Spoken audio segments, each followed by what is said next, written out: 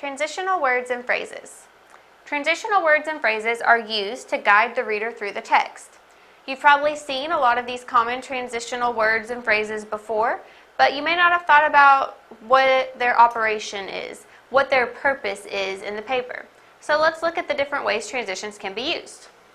You can have transitions that show time information. For instance, after, before, during, in the middle of. These all tell you when in time something is happening.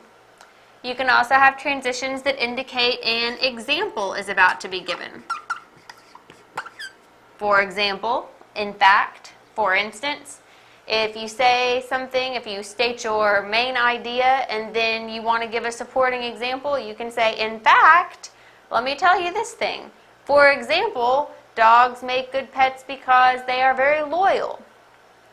These phrases let you know that an example is coming. Transitions can be used for comparing. Also, likewise, you're saying how two things are alike. This is also like this. Likewise, we can look at how dogs are good companions. You can also use them for contrasting, saying how two things are different. However, but, yet, you would like a dog for a pet because they are so companionable, but a cat is not going to be as affectionate. They won't make as good of a companion as a dog. So you can contrast two things using however, but, yet.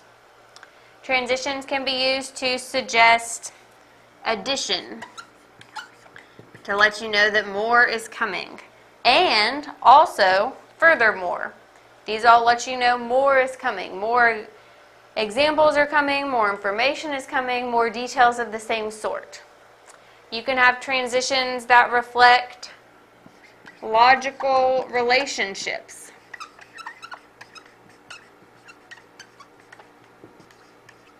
If, then, therefore, as a result, since. If I go to bed late, I might be tired in the morning.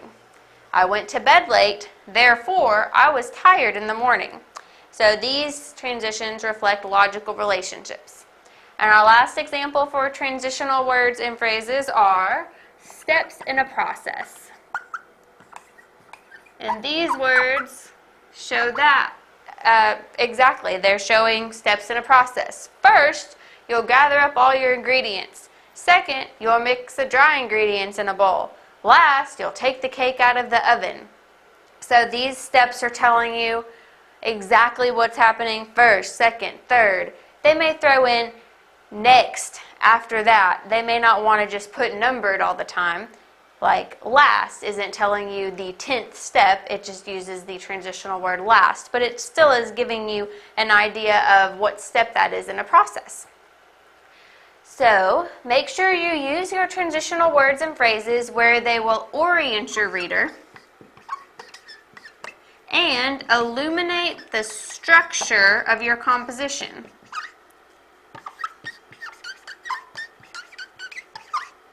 You want to let your readers know where they are in your paper. If you're saying, first, this happens, next, this happens, or if it's steps in a process, first, you do this. Second, you do this. Or if you're comparing and contrasting things, you would say, well, here's this. Likewise, there's this. However, there's this if you're contrasting. And you want to illuminate the structure of your composition. If you're writing a compare and contrast essay, these compare and contrast transitional words are going to help highlight that that's what type of essay you're writing. If you're writing a persuasive essay, you might see a lot of examples. If you're writing an instructional essay, you'll see a lot of steps in a process. If you're writing an informational essay, you may have some logical relationships. So using these transitional words and phrases can help let your reader know what the purpose of your writing was. So please always include transitional words and phrases in your writing because you want to guide your reader through the text and let them know what your purpose is.